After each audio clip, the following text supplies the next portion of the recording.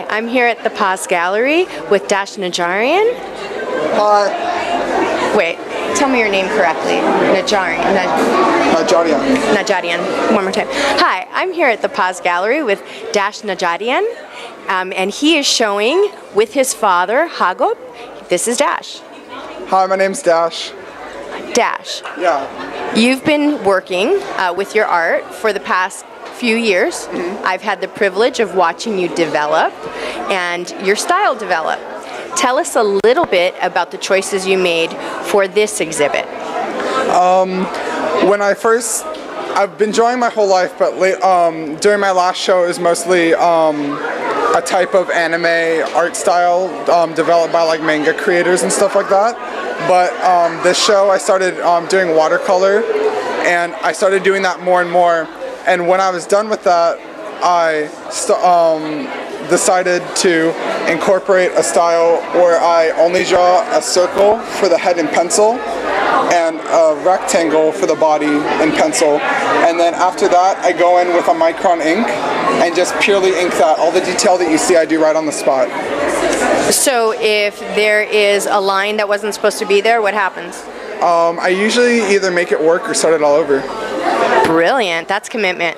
That's really good. Excellent. All right. Now, tell me a little bit about your watercolors. When did you start that, and how are you feeling about them? They're some of my favorite work. So, I started actually using watercolor. It came kind of naturally to me because during my art class, my teacher, Mrs. Villegas, like kind of pushed it on me. So kind of pushed it on you, huh? yeah. So I kind of adapted to it, but I realized that it was like way easier because I tried painting before, so it was way easier than any type of painting that I've ever done. And I like it because if you have watercolor, you can pretty much fix anything you see on the page unless it's not over a white background. And usually, even if you have like a red on top of a green, which would make a brown, which would really stand out, you can eventually like put as much color as you can to change it. So I like doing watercolor a lot, mostly animals, but I've also thought about using it on these characters as well. Which kind of segues me to this next question. Younger artist, okay? So we're talking about elementary school. I'm of the belief that every kid is an artist, okay? Would watercolor be a good way to start out for these younger painters, you think? Watercolor is very good because even though it's messy, it's not messy, it doesn't get your hands dirty, but it's really messy because you deal with like water, and pretty much what you're doing is changing the color of the water, and the more color you put into it, the less water you add, the darker the color is. So when you're going, you can come out with something that barely looks like it. It's almost like working with clouds, and clouds always look like something else no matter how you look at them. So watercolor would be a good start, but all children are different. But everyone always asks me how I got so good, and that's because I never stopped drawing. There are a lot of kids that I feel like are just trying to rush the experience, but when you're getting better and better, it's really the only way that you can progress, unless you're like a natural born artist, which I don't really think anybody is. It's just how much you're willing to become a good artist, and I took a lot of time to do it, and I think it's coming out really good. I think that these are my favorites to do so far, and they're really quick too. But what I think is everybody just needs their own time to progress and get better and better. And what would you say to people? I know that I experienced growing up having my friends, as well as maybe some adults say, oh, that's not a good drawing, or you don't know how to draw. What would you say to somebody who's experiencing that? There is no such thing as bad art. There is only well, at least this is what I think. I might be wrong. Which comes up to my next part, is the only way that something is bad is if someone else says it's bad, but someone else might see the same thing and say it's bad. Like, I like this hawk, but my father says that it might be a little bit too flat. I like it, but my dad doesn't. That doesn't mean it's a bad drawing. But if like a kid could draw the Mona Lisa or something really spectacular, and a grown-up says it's bad, but that doesn't mean it's bad. Brilliant. Okay, that's something really important that we want to send home you're putting your passion into things. Yes, we can always learn technique.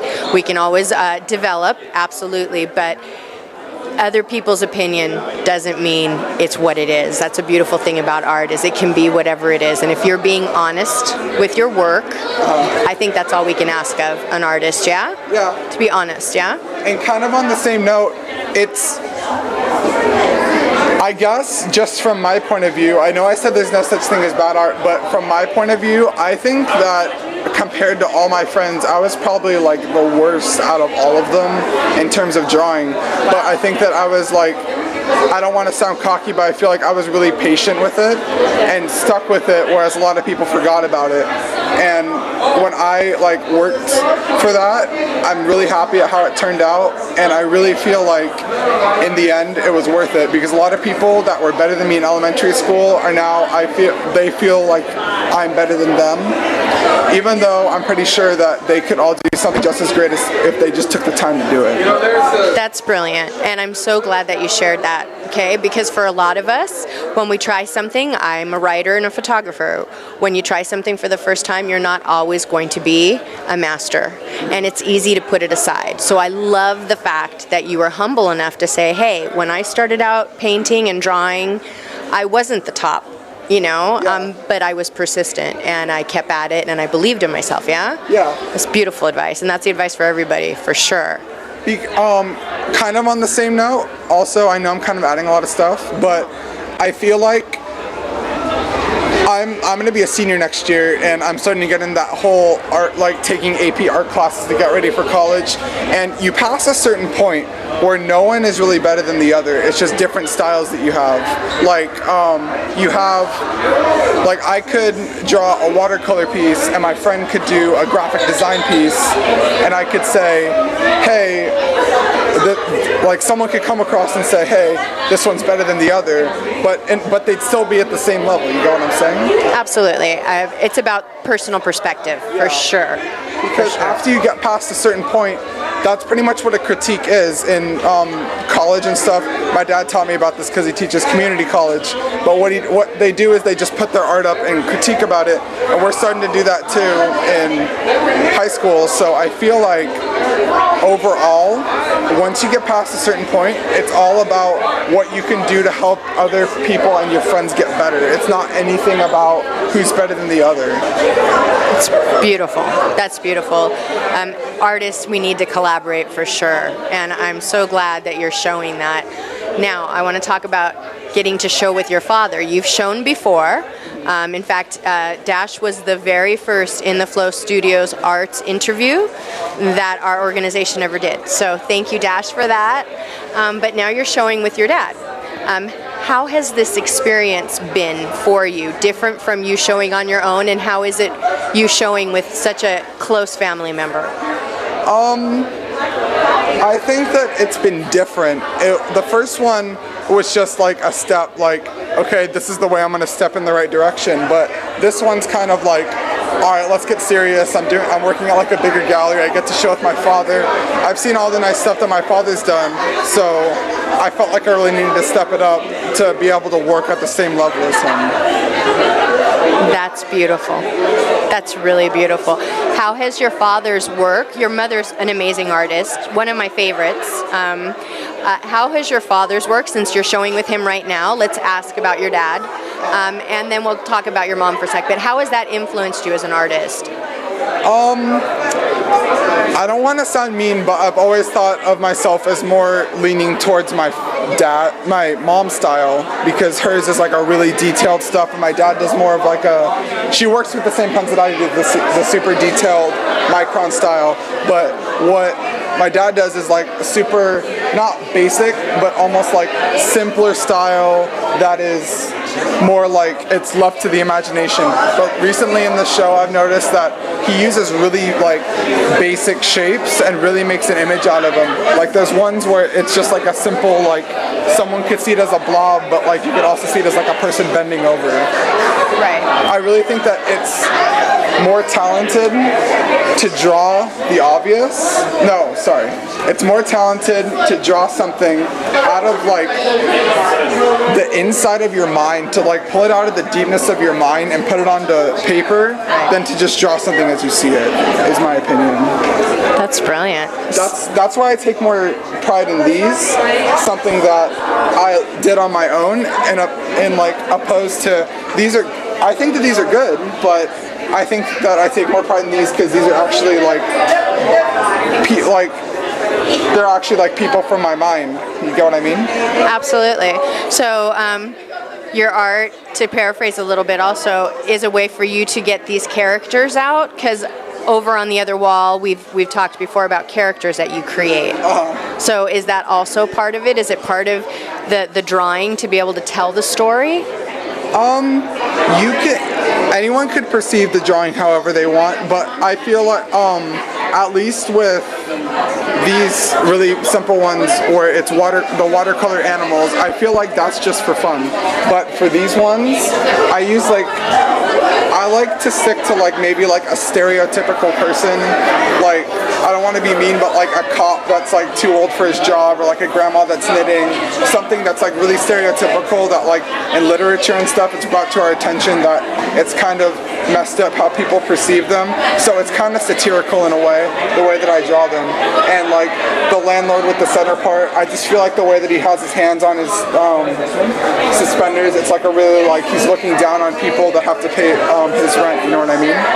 Yeah, absolutely. So even though it's just one image, it has each image has an entire backstory in your mind as they're coming through, yeah? Yeah, like I could think like, okay, this type of character would do this on the weekends, this type of character probably spends his whole day doing this, you know what I mean? I love it. Writer, I love the stories behind the pictures. That's brilliant. I was thinking about doing a story with these guys and maybe doing like a series of 5 books, and at the end of the story, one character would be introduced to another character. Like this piece right here is 3 of them. It's 3 old citizens, and so like we could have one where this guy's walking down the street. He has like a typical day, like feeding the birds at the park and stuff like that. And then like at the end of the story, he meets this old lady and decides to help her. That's the end of the first book. The next book comes along and they're about to get mugged by someone, but then the police officer that some people would see as too old for his job ends up saving them. And then that's like the end of the second book. So they keep adding characters as they go. I love that. And that's just from one picture. Yeah. That's brilliant. That's brilliant, Ash. I love the way your mind works. Thanks. It's awesome. And now talk a little bit about your mom's influence in your art. Both your mom and dad have amazing personalities. We got to meet your dad here in the interview. Your mom also incredible personality. So we know that a lot of this work is influenced by her technique. How has her mothering, her personality, besides her being an artist, we could see that, influenced you in your art? If there's anything my mom has taught me, it's patience, because she spends, if she thinks it's going to work, she spends a week or even a month on a project, and when she's done, it's done with this big beautiful thing. I usually don't take that long. Some of these are actually really quick sketches. Like I remember I did this guy and seriously like pencil and all, like the little circle and the rectangle and erasing and everything, maybe took me about 7 minutes. Wow. But to get, like, if I didn't think he was good enough, I would just do like another one. So it teaches you patience. But in terms of watercolor is pretty much all patience, because when you have a watercolor, there's a lot of drying and re-putting color in, and you usually start with a flat wash, which is, I don't know if you could see you go from this angle, but it's a flat wash of brown, and then you go in with more brown, flat wash it again, go in with the beak and stuff, and then you do like another flat wash. It's pretty much a day-long process, whereas if you could dry it continuously, it wouldn't take that long, but you really have to work for the finished product. It's brilliant. I love it. And now having your mom, dad, both being artists and both being prolific artists, how do you feel about pursuing art? I mean, do you feel it's something that you're passionate about? Do you feel the pressure because mom and dad do it? What's it to you? What's it to Dash? I have a very big passion for it. I feel like it's the only way that I can escape from the normal world. But I feel like realistically, just having art shows isn't enough to support yourself, let alone if you're planning to have a family, which I think I am. But I'm thinking about pursuing books like the ones I've kind of explained to you, and ones in bug characters that are seen over there. If you guys might take a picture of it later. Yes, definitely. Those, I feel like if I was writing books and stuff and having art shows, it would produce a steadier income. So that's my only problem. Besides that, I think that I already enjoy art so much, it's just I don't want like the small amount of money I'm bringing in to influence me not drawing anymore. Even if I have a full-time job, I'll still find time to draw though. I love that. Okay, so the artist in you isn't about the money, right? Yeah. I mean, it'd be great, right? Yeah. But regardless, the art still comes out. Yeah. I love that, Dash. And now, to be able to say to the younger kids that are watching, that are going, wow, I can't wait to be this huge 17-year-old with my own show, right? What could you say to them to try and help them through that process so they can get here where you are? I know this sounds really cheesy because everyone says it, but just like follow your dreams and like keep on like what you're doing. There's like a lot of people because this year I was in an advanced art class. I was an advanced art student in an Art 1 class, and a lot of people were like, oh man, I can't do this. I really feel like out of that, I feel like a lot of people just need to push themselves a little bit more and think about how much effort they're gonna put into it. I think that if you push yourself enough, you can do anything you want to be, even if that's an artist. And in the art world, at this economy level, is really hard to succeed. But I think if you push yourself hard enough, anybody can do it. Brilliant. I love that. That's excellent.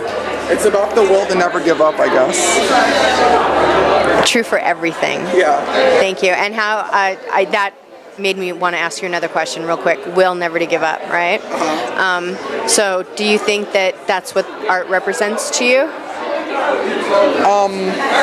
Art is a form of expression, and I never really view anything higher than the other, because it takes skill to do anything. You could be like, I think it takes just about as much skill to paint something as it does to be an Olympic soccer player or something. So I feel like wherever your strengths lie is how well of a person you're going to be, or like how good at something you're going to be.